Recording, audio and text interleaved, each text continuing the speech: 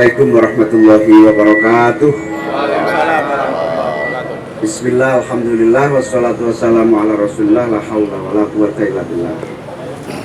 Yang saya hormati, saya cintai Mbak PM, Mbak Puan Maharani, beserta seluruh jajaran DPP dan fraksi PDIP. Yang saya banggakan teman-teman Ketua Fraksi PDIP, Ketua Fraksi PKB, jajaran DPP PKB dan semua teman-teman wartawan yang saya muliakan. Hari ini alhamdulillah saya beserta Mbak Puan bersama-sama ziarah kubur ayah kami Pak Taufik Kemas, yang sudah lama kita berencana bareng, tapi karena waktu hari ini alhamdulillah berjalan dengan lancar, membaca Yasin, tahlil dan doa. Kita semua terus mendoakan beliau, Pak Taufik Kemas, yang menjadi ayah kami, idola kami, guru kami, yang mendampingi kami waktu masih sama-sama muda. Sekarang sudah agak tua. Dulu Pak PM masih SMA, saya sudah mahasiswa.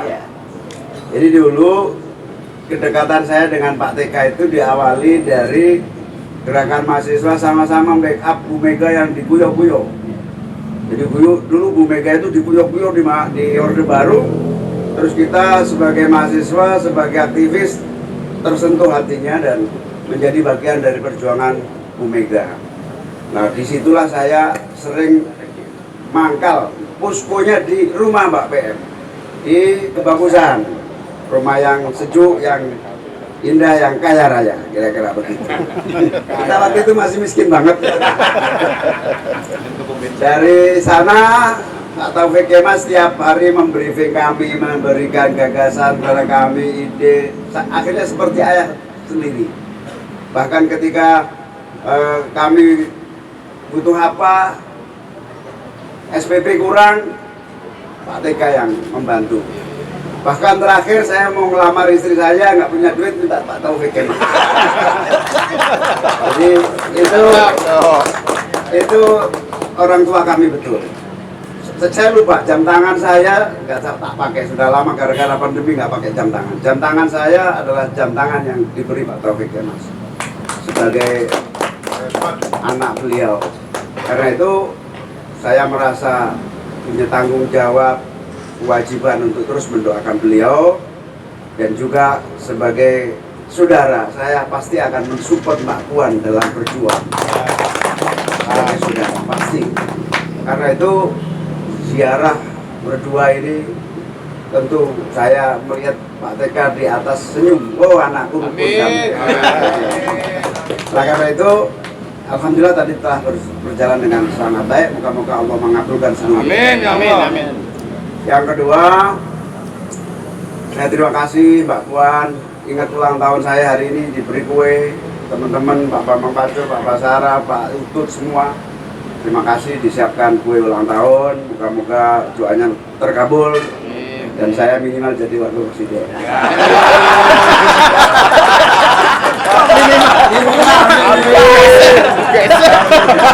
Jangan geser dulu.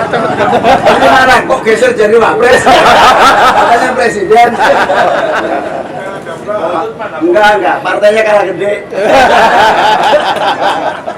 Nah, yang ketiga, saya tentu dengan PDIP. Tadi cerita tadi, waktu itu getolnya belain Bu Mega, sampai keliling bersama Bu Mega, sangat dekat kita dengan Bu Mega dan Pak Taufik, seperti anak sendiri.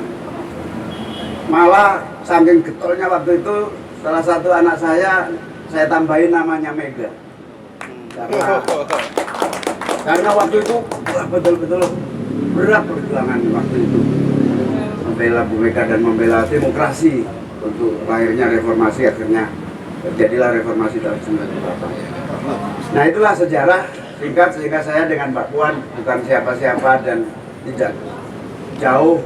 Kita adalah keluarga, saudara, kakak adik. Seiring, moga-moga bisa seiring sampai 2024. Amin. Dan yang terakhir, saya selalu mendoakan Mbak Puan jalan terus, selamat, sukses, bahagia jalan. Amin ya. Amin. Matur nuwun, monggo Mbak Puan. Matur nuwun Cak Imin, yang saya hormati, kakak saya ini Cak Imin seperti yang tadi disampaikan.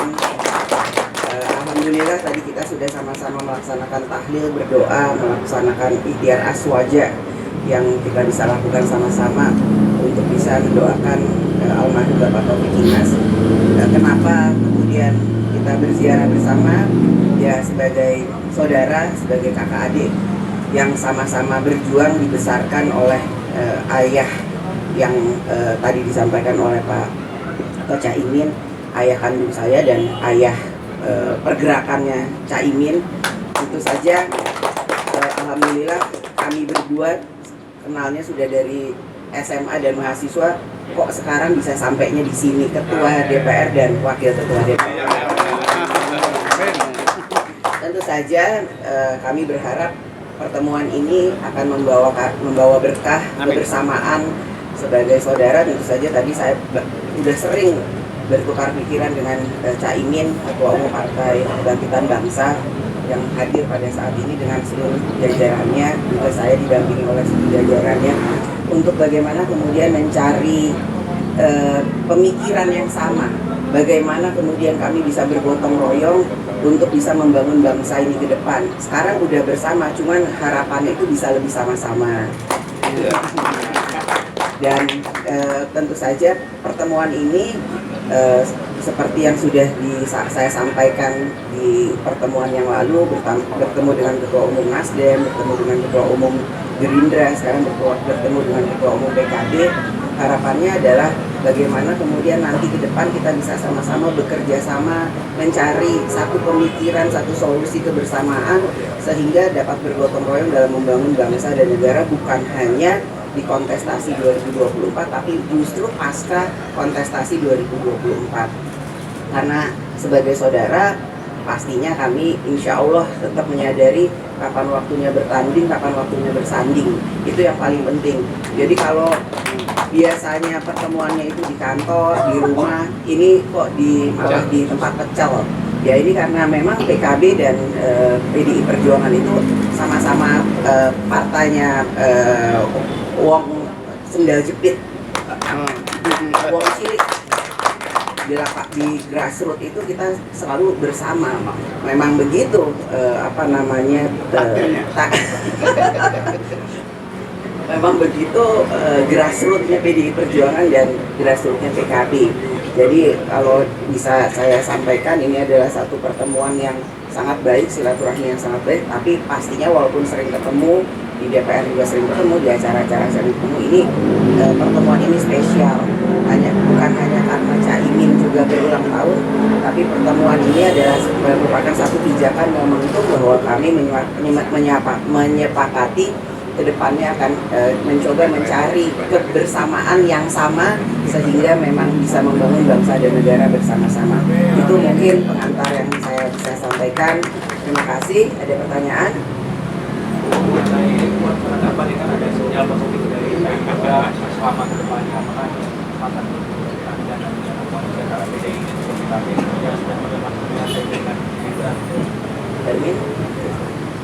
Ya, semoga ini yang jadi jalan, kan perjalanan koalisi masih 1 tahun. Ini moga aja rintisan-rintisan terus, perkembangan akan dinamis. Yang jelas kita berharap PDIP bisa terus bareng PKB. Seperti sekarang. Kalau dengan Gerindra ya memang yang tertulis baru dimulai dengan Gerindra. Mungkin nanti akan terus. Jadi dinamika yang ada ke depan ini karena masih 1 tahun, saya rasa masih bisa terus terbangun, terbuka, bagaimana kemudian menyamakan visi, misi dan cita-cita yang sama sehingga nantinya ya namanya politik tidak ada yang mungkin tidak terbuka. Yang pasti pertemuan ini membuka ruang bagi kita berdua untuk bisa selalu berkomunikasi. Ada lagi? Soal kemungkinan PDIP sama PKB bergabung, kemungkinan potensinya ada nggak nanti itu sama Pak Caimin? Ya mungkin. Meskipun Caimin sudah ada kesepakatan ya dengan Gerindra. Ya mungkin aja, nggak ada yang nggak mungkin dalam politik. Ini bisa ketemu begini aja, udah satu sinyal bahwa kemungkinan ke depannya itu bisa saja ada dinamika lain. Ya kan gitu saya. Iya. Nah, Tadi Caimin bilang katanya semoga mudah-mudahan jadi wapres. Gimana Mbak Puan terkait ya saya ikut mendoakan. Insya Allah amin. Nah, Kita mendoakan Mbak Puan jadi presiden. begitu? Wapresnya Caimin, kalau Mbak Puan presiden. Lo nanti tanya Pak Prabowo dulu. Tapi namanya perjalanan masih panjang. Nanti dites saja Prabowo, Caimin, Puan Muhaimin, siapa lagi, kira-kira kuat mana ya. Bapak, ini soal pembentukan adanya Dewan Kolonel gitu kan. Itu ada tandingannya Dewan Kolonel, tanggapannya seperti apa? tanggapannya saya minta seluruh struktur, simpatisan, kemudian legislatif, semua anggota fraksi, juga anggota eksekutif sesuai dengan instruksi Ibu Ketua Umum, kita semua harus turun ke lapangan, bertemu dengan rakyat, kemudian bagaimana menyambangi rakyat, menangkap aspirasi rakyat, dan tentu saja memenangkan PDI Perjuangan tahun 2024 itu. Jadi apapun bentuknya, apapun namanya, itu hanya nama dan tentukan. Yang pasti bagaimana kita turun ke lapangan, bekerja untuk rakyat, merebut hati rakyat, dan ya semua partai politik pasti menginginkan insya Allah tahun 2024 itu menjadi pemenang pemilu. Karenanya tugas dari seluruh struktur, simpatisan, kader, dan seluruh anggota yang menyatakan dirinya itu adalah PDI Perjuangan, ayo kita turun ke bawah, rebut hati rakyat, kita menangkan PDI Perjuangan. Mbak Puan, adanya Dewan Kolonel dan Dewan Kopassus dikhawatirkan nggak akan menggerus suara PDI karena kan kenapa tidak mencalonkan hanya satu sehingga semua solid gitu Pak?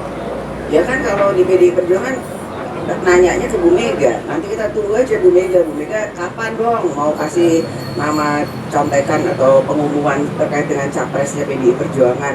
Yang tahu cuma Bu Mega aja, jadi kita taat, kita tunduk, ini mekanisme partai, ya harus ikut dengan apa yang menjadi keputusan Bu Mega. Kita tunggu. Sekarang yang penting kerja kayak orang politik itu ya begitu, harus kerja turun ke lapangan untuk merebut hati rakyat.